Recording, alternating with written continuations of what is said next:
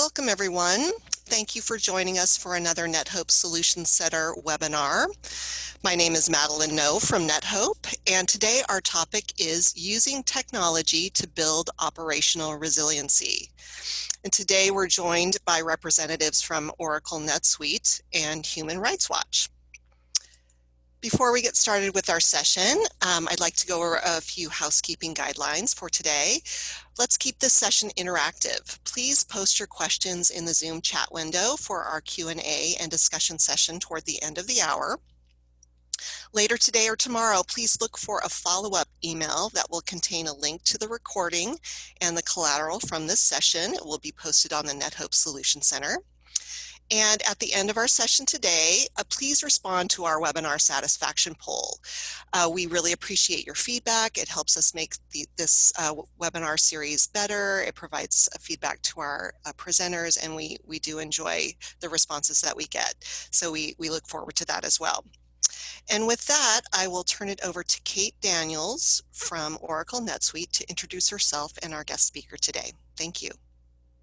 Thank you, Madeline. Welcome to everyone. I know we're still having people sort of slowly join the room. You're most welcome. And as Madeline and Seth have suggested, please use the chat window. I think we're all sitting on a lot of webinars these days. I think, you know, every day seems to have some kind of virtual interaction opportunity, which is great and democratizing and beautiful, but it can also be it can venture into the world of the mundane if we don't work to make it interesting. So Barbara and I have, had a few pre-conversations where we've said, let's just make this a fun, casual chat. And I think that that's much more accessible and much more interesting. And we really would love a great deal of interaction. So please keep the questions coming throughout the call. And we'll make sure there's ample time at the end to cover those and to sort of kick some ideas around together. The title of today's webinar is Using Technology to Build Operational Resiliency. And I've certainly found that in talking to international NGOs, particularly in this time around, a response to a global pandemic, so much of the conversation has been around fundraising. And I think, that's certainly captivating the minds and the concerns of a lot of nonprofit leaders that we know and work with. But I would venture to suggest that there are multiple types of value, and certainly currency and money is one type of value, but there's a critical type of value represented by having the right digital tools to back you up. And, I think we can all point to examples throughout this pandemic of companies and organizations that have been able to pivot quickly, largely on the back of strong digital tools that support their operations. So we're going to focus our attention today less on, how are people fundraising in this environment, and more on what are the digital tools and skills and resources that organizations like Human Rights Watch have been able to rely on, and that have really allowed for a quick and seamless pivot in this very challenging time. Next slide, please. So just quickly, I'm Kate Daniels. I lead industry partnerships with several verticals here at Oracle NetSuite. I come from 15 years of experience in the field. The first half of that was in international NGOs in sub-Saharan Africa. And then the second half has been in private equity, private debt, and impact investing. And then, the last 2.5 years, I've been focusing my attention on social impact in the world of technology. And I am joined by Barbara Perto. Barbara, Human Rights Watch's Global Director of Finance and Administration, has been with the organization since 1993. Under her tenure, she has grown the financial operations of the organization from a $7 million operating budget in the US to an over $90 million operating budget across 27 different entities operating in 13 different currencies.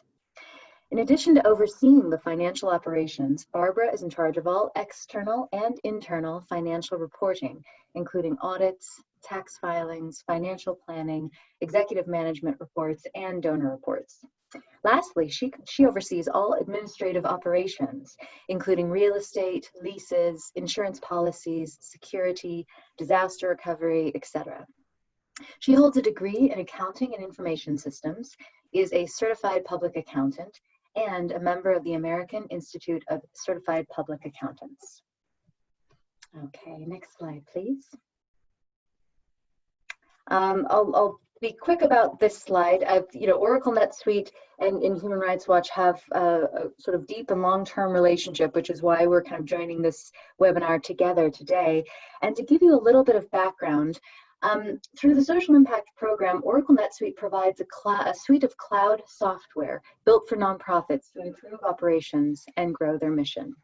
The 3 pillars of the program ensure that all nonprofits are able to successfully implement, utilize, and accelerate their use of NetSuite.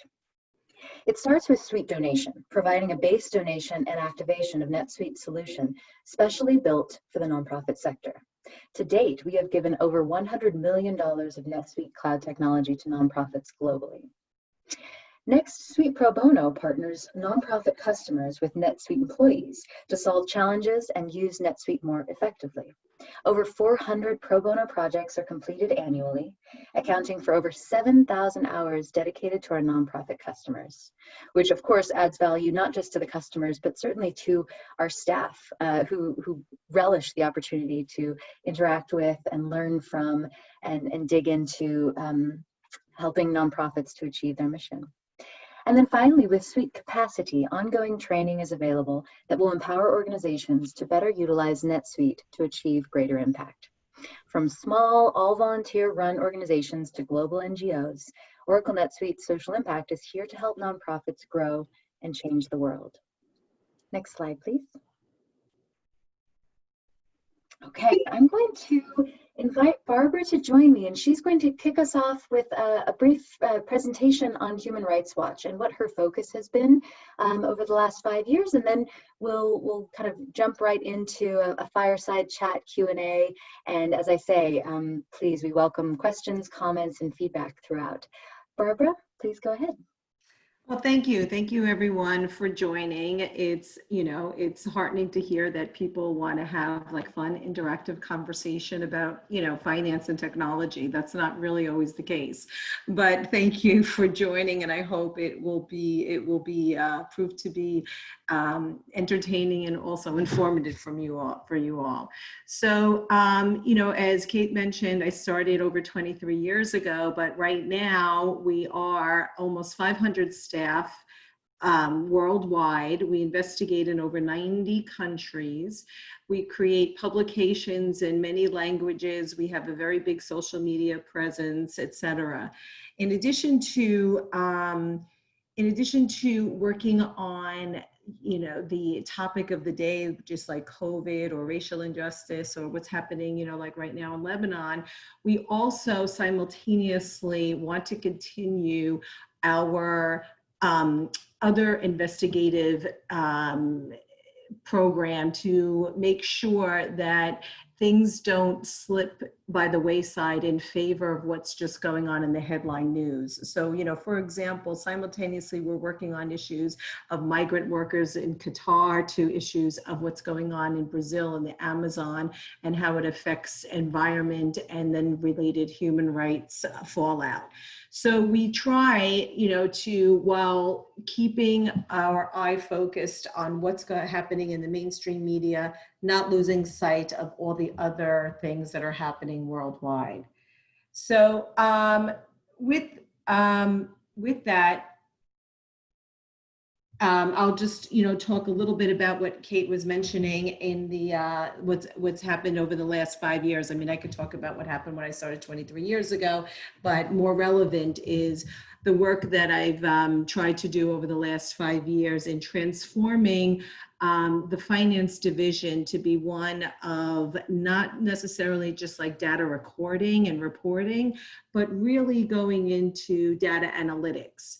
The data is such an important tool for any person, any organization, for profit or not for profit, in order to make decisions. So it's not just important, it's not just important for us to make sure that all our transactions are recorded properly, but using that to forecast into the future and how we can better predict where we're going, what we should be working on, etc. So we've moved to having rolling forecasts to provide, additional information regardless of where we are in the fiscal year.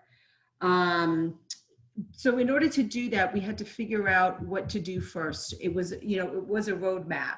And when we talked, and I talked to the people in IT and my team and how to do that, we determined first there was a need to start with our accounting software. Our accounting software is our book of original entry. So that's really where we have to start on, where all our transactions are recorded, and then feed from there.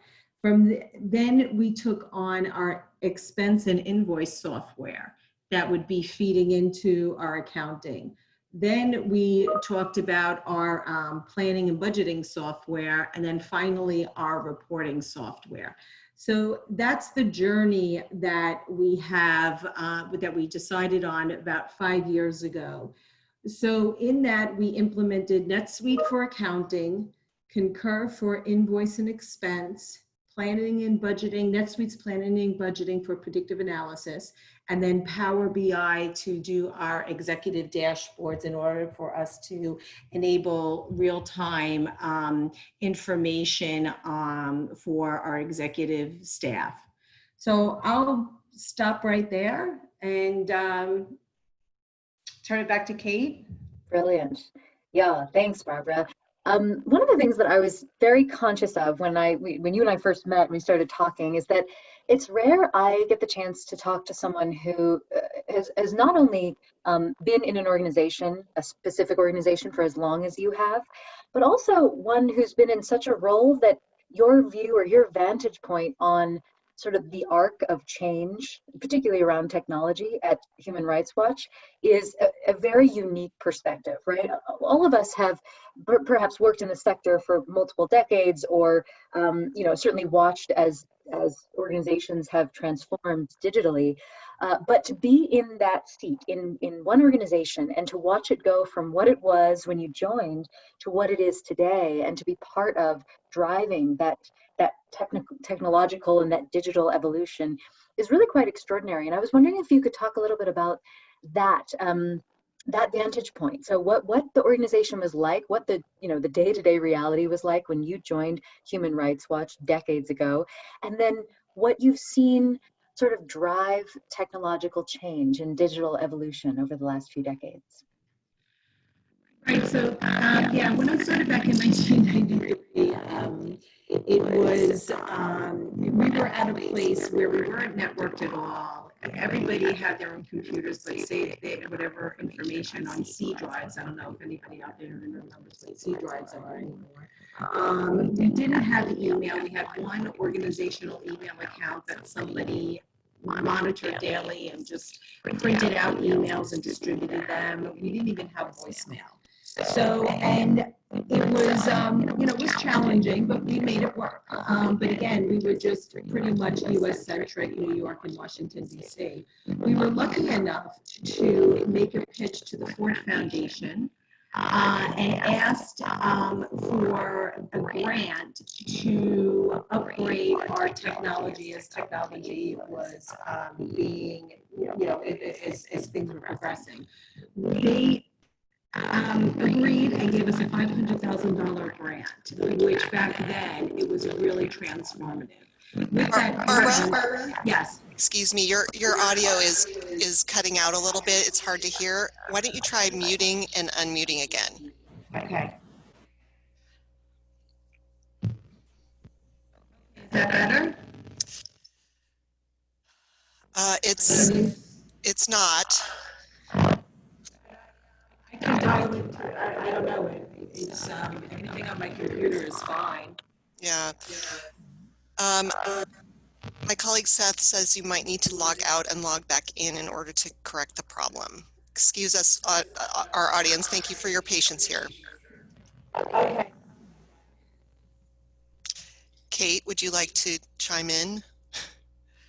I would love to. I mean, isn't this the condition we're in, folks? I mean, the beauty of digital connectivity is it's democratizing. We can be in the comfort of our homes. I'm sure half of us are still in our yoga pants or our pajamas. Um, but, you know, the downside is that we are definitely at the mercy of, yeah, connectivity. And as we know, I mean, there's just kind of a rolling. Sorry, I joined again. Is it better? Ooh, that's great. Much Yes. better. Thank you, Barbara. Okay, so yeah, so just picking up, we received a grant of $500,000 from the Ford Foundation, which was really transformative, you know, over 20 years ago. And it enabled us to really start being networked. We were able to hire our first IT person, you know, dedicated IT person. We bought all our systems together, et cetera. So it was something where we were lucky enough to start our journey. So from there to now, we are 100% in the cloud. We are all working collaboratively. We've introduced any new technologies that come on board. Our IT department has deployed. We're moving to a real more collaborative and shared workspace, hopefully moving off email to shared platforms, to chat, to video, you know, to talk, to just have more collaborative effort. So that's what we're really focused on now. In addition to, you know, organization-wide, in addition to what what we are putting forward in the finance division. Excellent. And you mentioned a moment ago a grant from the Ford Foundation. I want to kind of dig into this one a little bit for now, because as I understand it, Human Rights Watch was able to raise this money in '94, which was, you know, if we can all kind of put ourselves back into '94, you know, there wasn't really a conversation. Well, there were certainly conversations in quiet circles or of those of us who love to geek out on technology, but there wasn't a widespread conversation about the digital transformation of nonprofits at that time.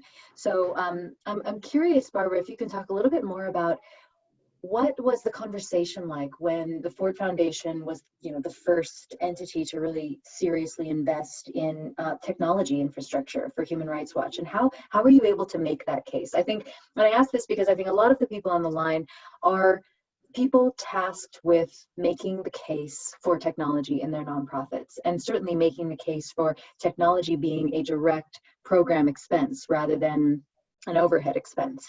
And I think I'd love to hear just how that conversation went and how you crafted that ask, and what kinds of pushback, if at all, you received from donors like Ford, or whether it was a pretty seamless and straightforward conversation and they knew right away the value of technology. If you can just talk a little bit more about that.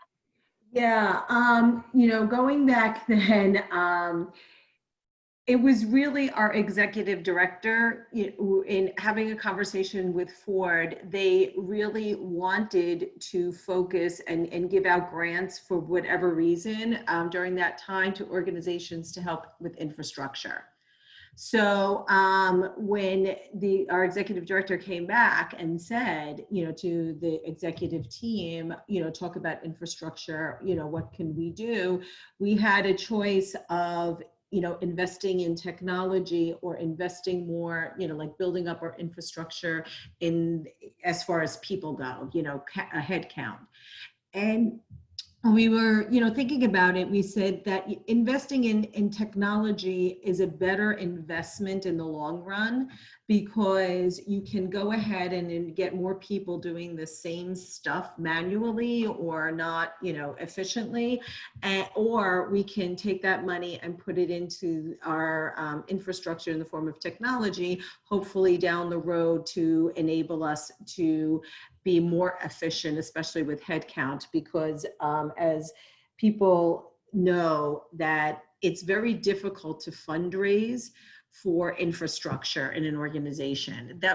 We have gotten subsequent grants for infrastructure, but it's not really in the form of technology. It was just, you know, like more so with self-care of our staff, you know, that type of infrastructure. About 15 years ago, 10 to 15 years ago, we made the conscious decision to put into all of our grant proposals to donors an allocation for technology, the technology that our staff works on. So a portion of their computer costs, software costs that they use, et cetera. And we did it in such a way, and it took a little bit of time, but we were able to coach our donors and get them more comfortable knowing that it's not just that the research that our people do and the reports that they write would not be able to be done without a computer, without a cell phone, without the various communications between divisions and departments, and then ultimately disseminating that information. So we were able to make the case for that and have built into our grants a portion of those costs. And we've been lucky enough to have them funded. So that's how we get our infrastructure, funded. We also know, and we've also said that on our audited financial statements, it is generally accepted accounting principles that IT costs, a portion of IT costs can be allocated back to your programmatic expenses. That the accounting realizes and even accepts that this is a programmatic expense, the technology that your program people use. So that also helped us to make the case that technology, the link between technology and program.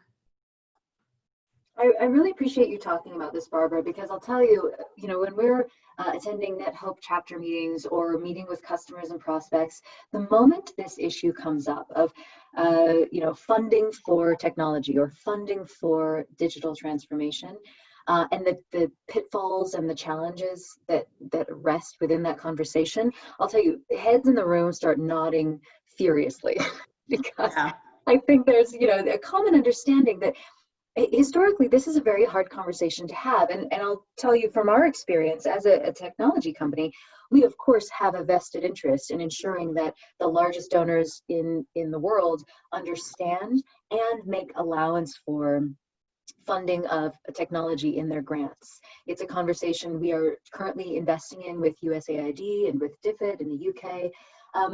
But also, of course, it's a conversation that goes on with all of the foundations, with Ford to Gates to Kellogg. And, I think that there's a real interest here in not only the importance of weaving technology expenses into direct program expenses, but also helping donors to see that as reporting requirements become more rigorous and as the onus to be transparent and to be excellent stewards of donor funding becomes ever more sort of bottom line driven, so too must the rigor of the technology that accompanies these programs be more invested in, right? We can't expect more out of a nonprofit and more out of their reporting capacity unless we're able to invest more in the back end systems that support that reporting. So I at the risk of belaboring this, I just want to stay on this point for a moment longer. Have you, just in a practical sense, for those listening in who are tasked with this particular challenge of how to raise money for technology and how to ensure that program expenses are linked directly to the technology that supports those programs, is there any kind of special tricks or tips or words to the wise or advice you would give to other nonprofit, especially technology leaders who could find that this is a tough and intense conversation to have?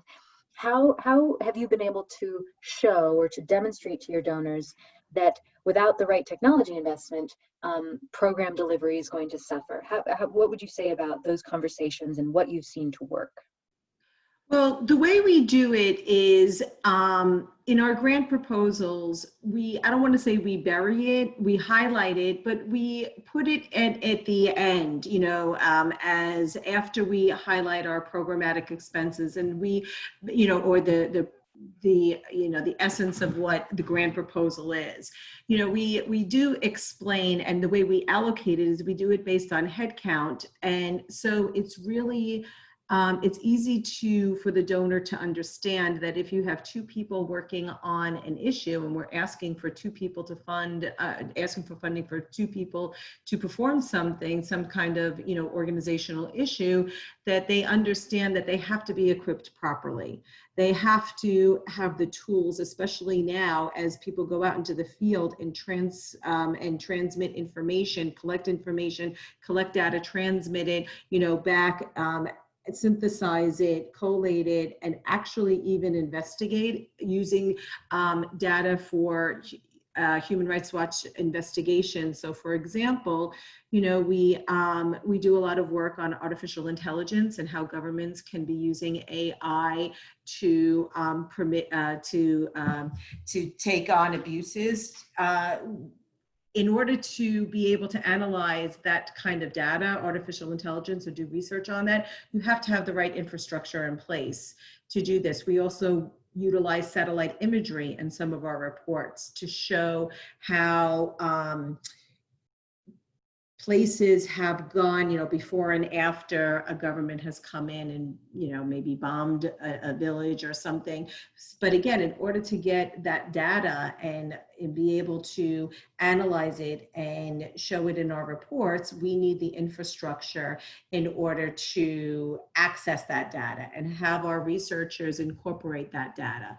So, a while back, I think it wasn't considered, sexy, if you will, for donors to give. I think that the more technology, at least from a human rights perspective, the more we can use technology in analyzing abuses that are occurring worldwide, the more people understand that in order to utilize the technology on our program side of the house, your infrastructure on the back end has to be resilient and robust. I think that's incredibly helpful. And I think, I know that a lot of the people on this call and those who will hear this going forward are looking for those types of tips and those types of kind of tangible, actionable, methods of having this conversation with donors. So thank you.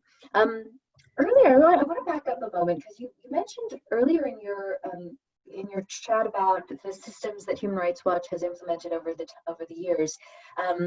Sort of that you've brought in NetSuite for financial management, which led you to bring on Concur, which led to NetSuite planning and budgeting, and then of course to see it all on an attractive dashboard and be able to analyze. You're using Power BI, and I was, when we were first chatting, I was really compelled with the way you spoke about how those decisions were made. I think there's probably a common misconception that one sits down with a master plan at some point in time and drafts out what will be happening over the next few decades and plans his or her data evolution accordingly. But you and I know that it's much different than that, and it's much more flexible and malleable and sometimes opportunistic, and you make decisions on the fly given what's happening. So if you could talk a little bit about how you made your decisions about the different systems you brought on board, and what you know now as a result of being where you are with all these systems currently active, and what you wish you had known when you set out to start activating these finance and administration systems. Sure. So, as I mentioned, 5 years ago when we started on this journey, we got together as a team and realized that we couldn't do it in-house. Everybody, in addition to their day jobs, to have to go out and, prepare an RFP, do a needs assessment, find out what vendors are out there, schedule demos, coordinated demos, et cetera. It really was not, we weren't able to do that. We did not have the bandwidth. So we hired a consulting firm to help us do this. We asked them to come on board. And as I said, we did decide that we needed to start with our general ledger as our book of original entry. That's the software from which everything ultimately relies on. So we got a consulting firm to come on. They met with everybody in the finance division to find out the needs that everyone had. Then we had them write up an RFP and go out to market to select 5 software companies and collate the results, present them in a matrix to us about which ones were able to satisfy this requirement, satisfy that requirement, etc. And then from there, we selected 3 to invite in to do a demo. It wasn't as smooth and as seamless because the consulting firm that we brought on board wasn't 100%. They weren't 100% happy with their performance, but at least it really did. It did really have added value. So I would recommend possibly trying that route again, but identifying with the better firm. At the same time, we partnered from the beginning with our IT department, which is extremely crucial because they will know about different things from a technical aspect that from a user aspect, we had no idea. So we would know about, security issues. We would know about single sign-on issues or, the ability to support, web issues, et cetera. A lot of things that, I learned over the years. So definitely partnering with technology. So once we started and identified our accounting software, as Kate said, then, things are very fluid.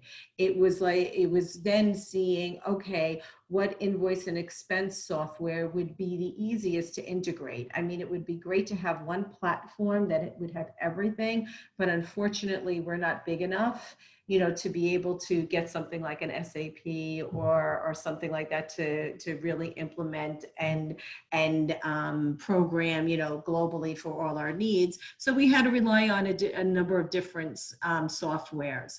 So what we did was, again, with our IT department, we went and to see which company would be able to integrate the most seamlessly with us and again have our needs. Oh, I just want to take a step back. When we were doing with NetSuite in the process of demo, we wanted to see what specific needs NetSuite, we had specific needs and we wanted those needs demoed, but unfortunately it couldn't happen unless we paid for something called a proof of concept. So they would go ahead and configure a sandbox or an instance specifically for HRW for us, but it wasn't in their out-of-the-box demos. We didn't do that, and we just relied on the demo to see if it could fulfill our needs. In the implementation process, though, we found out that on 2 instances, it didn't. I can't say that would have prevented us from going with NetSuite, but it did have some holdups for us in the implementation process. So during this needs assessment and your journey to identify new software, if you can find some room in your budget to do some type of proof of concept, because it could probably help you in the, down the road. So then, again, we brought on Concur for our invoice and expense. And then once again, after we did that and we had that up and running, meeting with our financial planning and analysis team, we wanted to see if NetSuite or Concur could help us with predictive analysis. It really couldn't. And that's not to say it's shortcomings in the software, but that's not what either software was supposed to do. That's not their major function. So we brought on NetSuite planning and budgeting, and we're in the final stages of implementing that and rolling that out. And right now with, and then the next challenge we had is we have all of this great information, we have it accurate, we have it seamless, we have everything connected, but then how to distribute it in a way that is relevant and timely instead of waiting, our directors waiting, okay, after a month end close and waiting for our FP&A team to produce a report. We went back to our IT team and we said, what can we do? And then they recommended Power BI and set up data warehouses to collect all the data, like from all the different places that we have it, whether it be in NetSuite, whether it be in Concur, some of it's in our HR software, some of it could be in our development software. So they, but again, starting slow, we built a warehouse, or they built a warehouse to data mine all the information from NetSuite and Concur, and then ultimately it'll be NetSuite planning and budgeting, and then ultimately we'll bring in Salesforce or our HR software to create these dashboards. So our executives and people around the world, and even our donors, they don't have to wait for our financial planning and analysis team to run reports. They'll have information right at their fingertips. This is excellent. So there's a wealth of information in what you've just shared, Barbara, and I want to pull out a couple of pieces that I certainly took away as really tangible advice. Firstly, if you're going to bring on a consultant, make sure they've got nonprofit experience, right? If you're going to bring on a consultant to help you navigate the purchase of new technology, make sure they understand how technology rolls out in a nonprofit setting. I think that's so important. And I've heard the same from other customers and prospects all over the world, really, who find themselves working with a company who perhaps has only worked with for-profit entities as they go out to buy technology. And that is definitely a limited view, and certainly won't adequately represent the data management needs of an international NGO. And also your point about ensuring that you can afford and make some budget available for proof of concept is really important as well. That sometimes in the demo, it's hard to drill into the things that are going to end up being really important later on, and you don't always know what's going to matter most and be the most material in the long run. But if you can make budget available for a proof of concept so that you're not surprised during implementation, that's a point that really landed for me when you were talking. For the most part, I'll leave questions till the end, but I see a question came in from Brittany that I think is totally spot on this subject. So I'm going to just ask it now. And please, I want to remind people, keep submitting questions. We will definitely get to them either in the body or in the Q&A segment of this webinar. But Brittany asks, Barbara, at what point should a nonprofit bring a consulting company in to assist with a needs assessment and finding companies? And then any suggestions you can offer an organization that has no employees and runs off of a majority of volunteer assistance? What would you say about the timing? Yeah, I say in the onset, because like I mentioned, when we knew that the software that we were using was inadequate and more it was antiquated, we looked internally and said, okay, who can do this? And we had nobody on staff that had the bandwidth, to do it. We have people that are mostly focused on accounting or reporting or accounts payable or a lot of different things, but we had no one really to do it. So definitely at the onset. And when I went to my boss at the time and made the case for it, when I didn't just budget for bringing on the software and the implementation. I included in the case a consultant at the onset for actually identifying the software. And I was lucky enough to be able to have them see the importance of this and get the resources allocated for the whole project, because it is, one thing from start to finish. Advice for people who don't have staff but volunteers. It's just, while at the same time being respectful, volunteers can be incredibly useful and helpful. We have volunteers all the time, but before someone is going to be tasked or take forward an initiative, just to make sure that they have the right expertise and the time, to do it. Because we have had problems in the past where we had people volunteer to take on a project for us. And then a certain amount of time through the project, we would be like, okay, where do we stand? And we didn't get the right time and attention. And, it's rightfully so. You can't fault a volunteer. Other things come up that they might have competing priorities. But, those are the two pieces of advice I would give: making sure that the person that is going to help you with it does have the right expertise on the issue and experience, but then also that they understand the time commitment and the importance of devoting time. Otherwise, it's really going to hold you up. Thank you. I want to raise one question, sort of a big question about right now, this moment around the COVID-19 pandemic and how you've pivoted. And then we're going to move over to audience Q&A. So I see Nassim has sent something through. Thank you.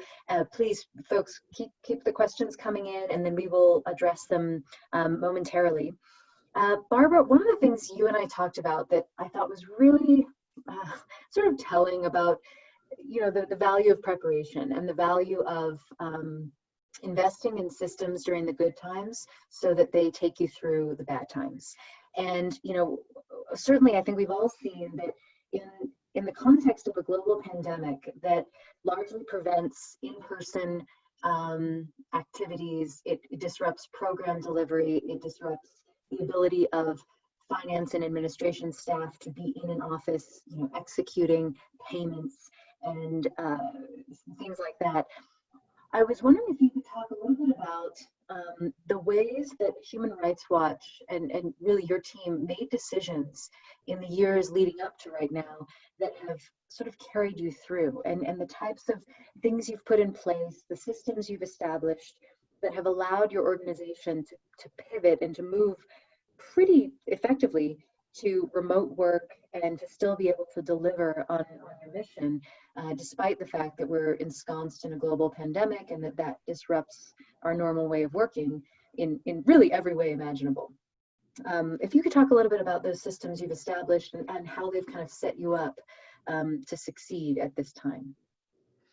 Sure. Well, even before the pandemic, we are, a global organization working in, we have 27 entities worldwide, and the support for those entities is dual. So we have local support in country, but we also have to do various support in headquarters. So we were set up, and our thinking was, back, 5 some odd years ago, was understanding that we needed to have some kind of dual system already, and talking to about our needs with the IT department, they suggested that we needed to have software that could be in the cloud, that will enable people to log in from anywhere to access anything.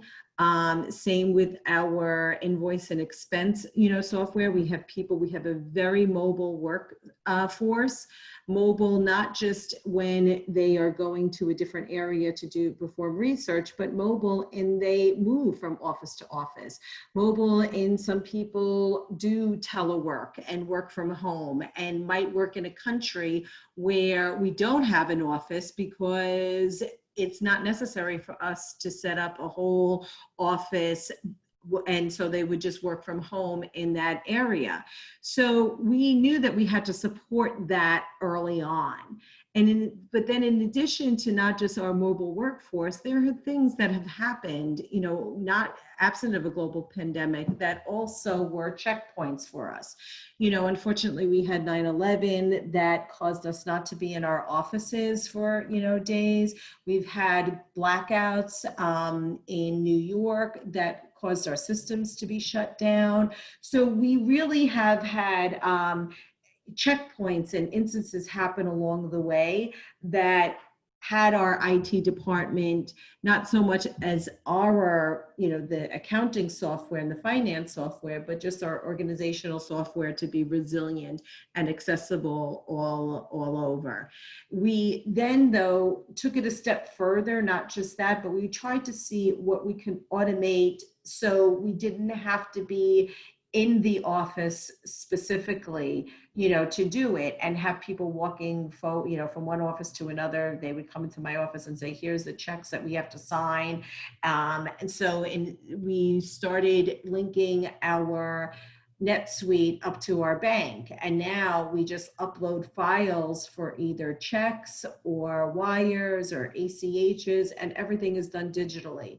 And we did that about 2 years ago, not anticipating a global pandemic, but anticipating that if we do things electronically, it could be more efficient. It would help with our bank reconciliations because all our systems would be there back and forth, and it would just save time.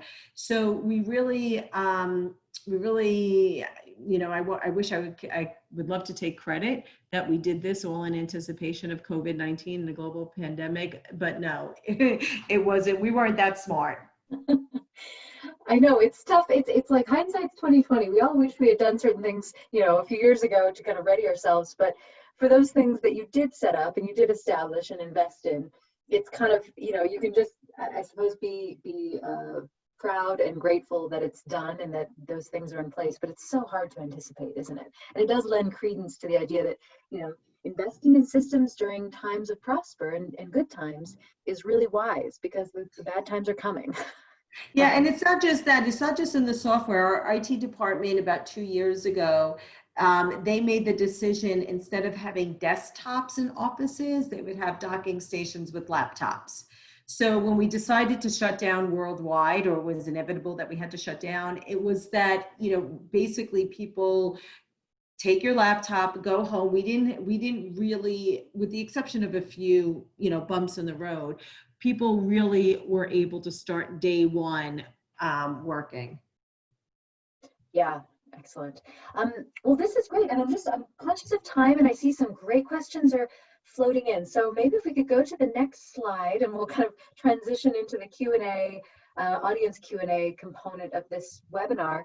Nassim asks a question, Barbara. How do you account for system failures, whether it is your predictive models or data analysis? And do you account for risks? And would you say clarifying potential risks and system failures can help in attracting donors and setting up the right expectations? So I can't speak to the type of backups. When you're talking about system failures, if you're talking about not having access to the various systems, I can't necessarily speak to that. I would have to defer that conversation over to our IT department. I would be happy offline to get you some information about what they do.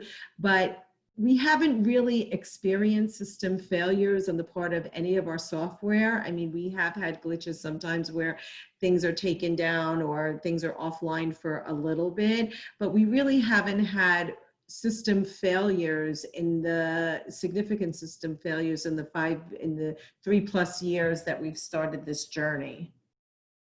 Okay, great. So it really hasn't become an issue for you. Brian asks a question.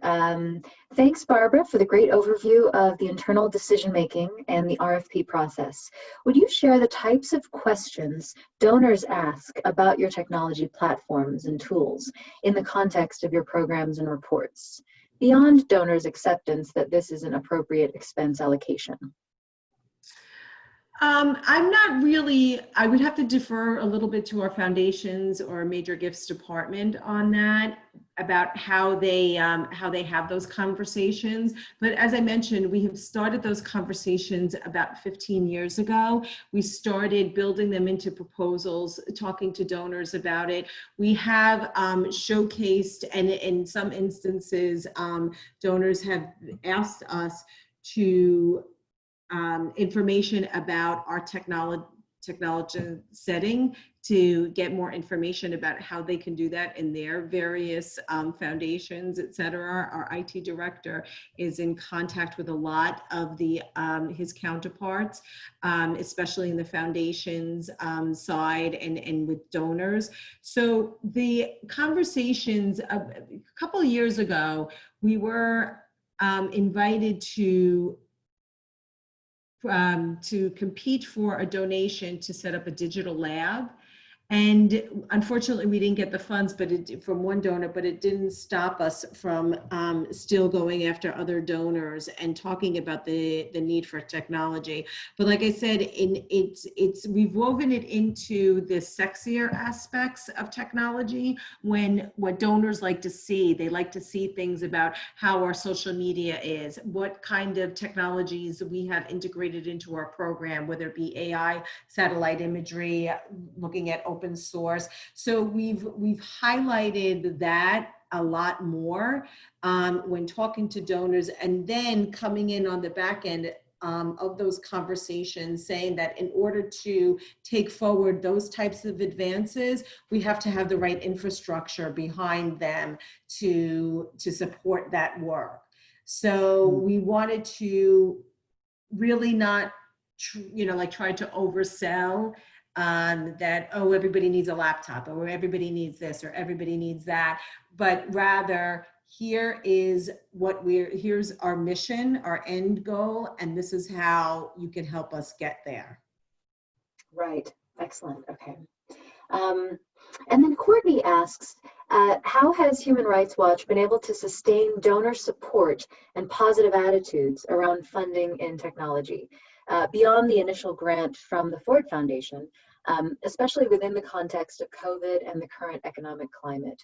Right. So we've got, the context of a global pandemic, which we've touched on, but then of course there's the resulting economic collapse, frankly, that's certainly taking hold in the US and internationally. And I think this is an excellent question around how do you maintain donor interest and appetite and fiscal support given all the pressures that are on all of us, but donors included. Yeah, I guess it goes back to the part that we don't go out and fundraise specifically for technology, but we build it into the grants that we send out.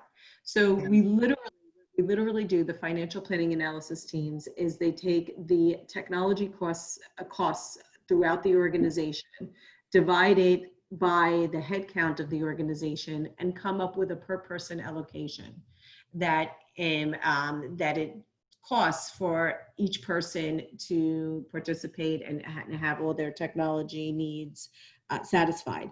So we put that in as a part of the grant.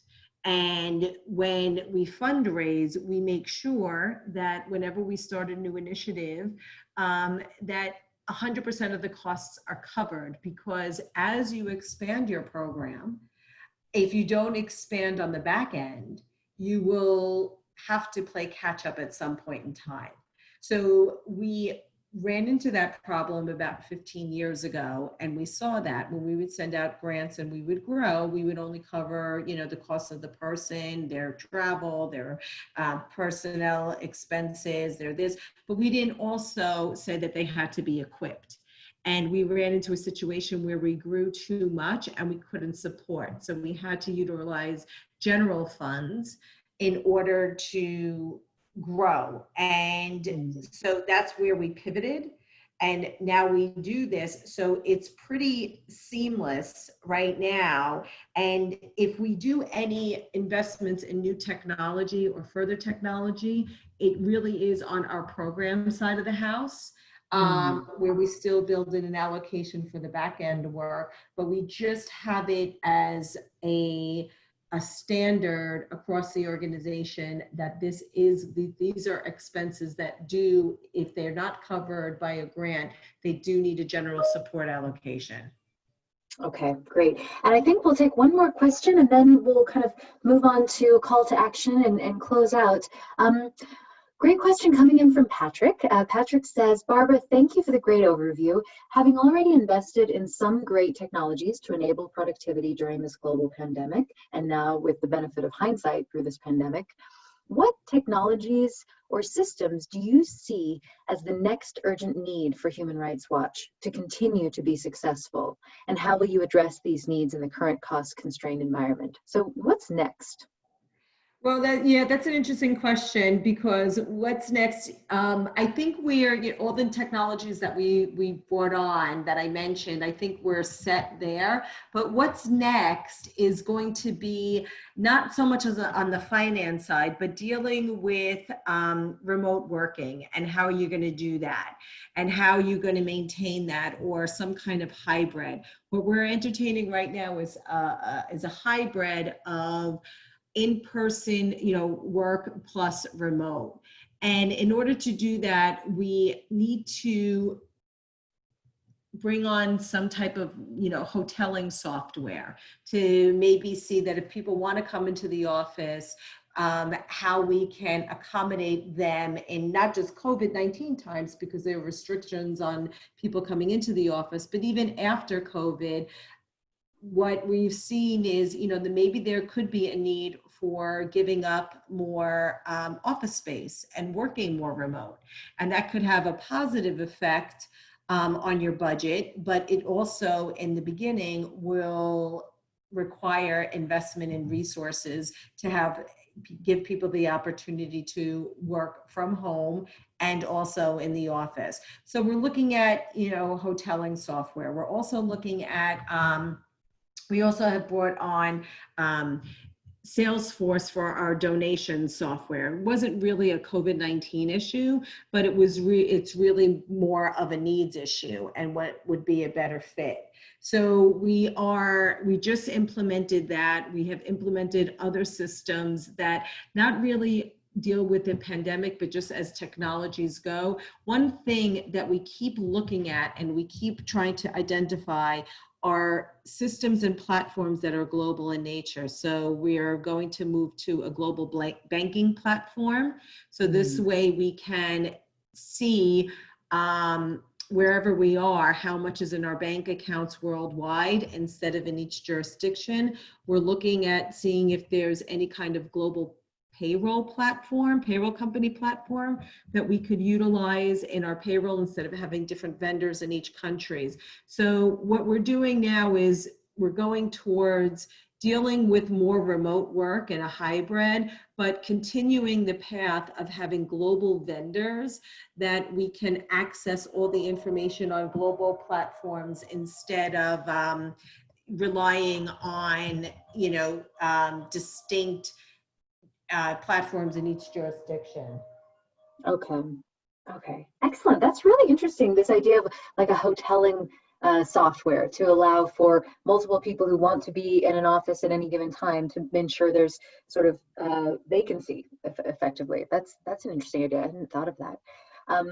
Okay, well, if I know we're running on time, so if we could move to the next slide. I think, Barbara, I'd like to allow you to just quickly make a call to action. I mean, I think so many people have given great questions and interacted really quite engagingly throughout this webinar. And certainly there's a lot more to do. And Human Rights Watch is busy with a current campaign. And Barbara, maybe you'd like to say a few words about this before we close out. Sure, thanks. So organizations are always in campaign mode. So, we launched a global challenge to help us deal with not just the financial shortfalls that we've had from the pandemic, but also the challenges that we face in trying to do work on the pandemic.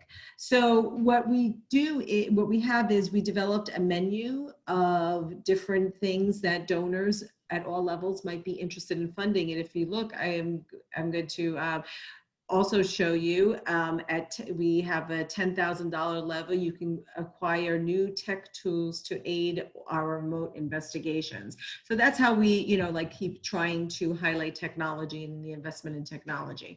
So, here is just something about us, what we're doing, where we're going, how people can help. But at the same time, just to highlight that we do always try to weave technology in. Excellent. Okay, thank you, Barbara. And if we want to move on to the final slide, certainly from Oracle NetSuite, we want to thank you. Thank you, Barbara, for giving your time and insights. I mean, often these webinars are a panel of multiple people and multiple perspectives. And honestly, you've got so much valuable insight and so much to share over your years of experience that it's just been really captivating to chat with you both beforehand and during this webinar. So thank you. And thank you to our hosts at NetHope. This is, their platform. And I know that this webinar will be made available on the Solutions Center website from henceforth. So anyone can go back and watch this and benefit from the insights. And thank you to all the participants for being here, for listening, either passively or actively. All of it is appreciated. Thank you for joining us today. And I'll hand it back over to Madeline and Seth. Thank you, Kate, and thank you, Barbara. It was a great presentation today, and thanks to all of our audience members for attending. We really appreciate it. Please take a moment to complete our webinar satisfaction poll. You'll see it pop up in a new window as you close out of the Zoom webinar. And do look for that follow-up email that will contain a link to the collateral for this session, as well as a link to the recording that you can share broadly.